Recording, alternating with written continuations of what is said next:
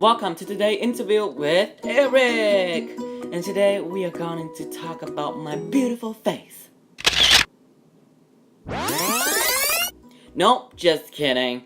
Today I'm going to interview my mom. For this project, I was interviewing my mother, Nguyen. She raised me since I was born. I love her from the bottom of my heart. She is my everything to me.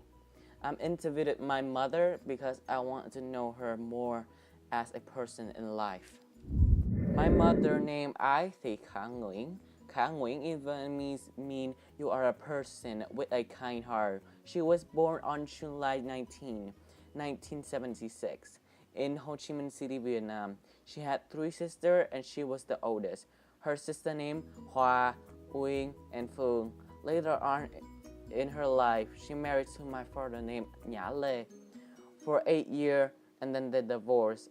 When my mother was pregnant, the doctor told her family that she has a weak heart, so it would be challenged to have a baby in the future.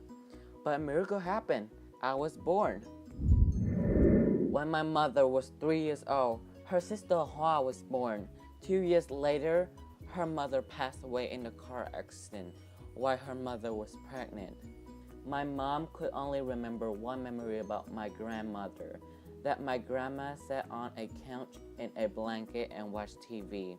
Because her father was busy at work and her mother passed away, her grandmother raised my mother since she was a little girl.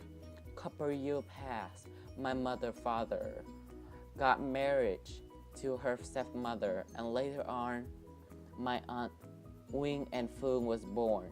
In her school life, my mother was a quiet student, but she was one of the best students in class. On July 26, 2001, I was born with a nickname Tintin.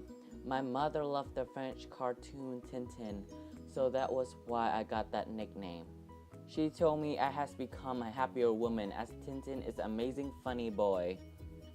Funny story about me that my mom always liked to tell everyone was I fell down the stairs a couple times. In both times, I did not cry, but after a while, when my mom went downstairs and saw me sitting under the stairs, I started crying and cried very big. My face showed it that I was hurt so strong. She asked me, why you did not cry when you fell down? It was long to started crying now. I said, because mom was not there, why I need to cry. When I turned 6 years old, my mother and my father divorced.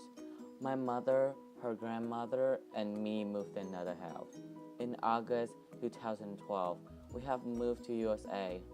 But about 3 months before moving to US, her grandmother passed away. My mother kept crying for a week because she really missed her. I tried to cheer her up. Of course I was sad and miss her too, but not as my mom. When my mother was a little girl, she would like to be a singer, but when my mother was in high school, her goal would be a leadership position with an international organization.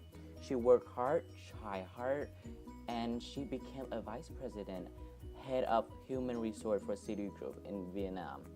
She's now interested in learning how education and leadership help individual illiterate answer to solve problems and allow them the ability to make decisions to achieve success in future. She have traveled to Canada, Cambodia, China, Hong Kong, Korea, Macau, Malaysia, Singapore, Thailand, Vietnam, and 17 states in the United States. She loved to come back to Washington, D.C. She told me, there are many wonderful museums there which I would like to show them to you. My mother was so excited about that. Her favorite vacation was the trip to Hanoi, a capital of Vietnam.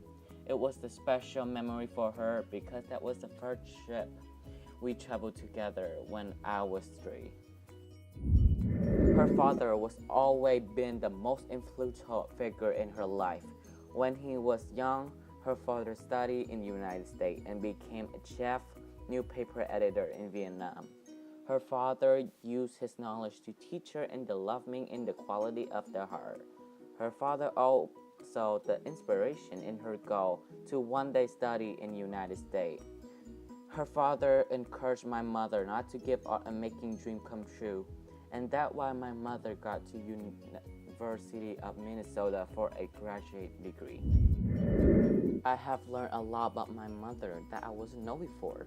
She's a brave and strong woman, as always, because she's been through a lot in her life.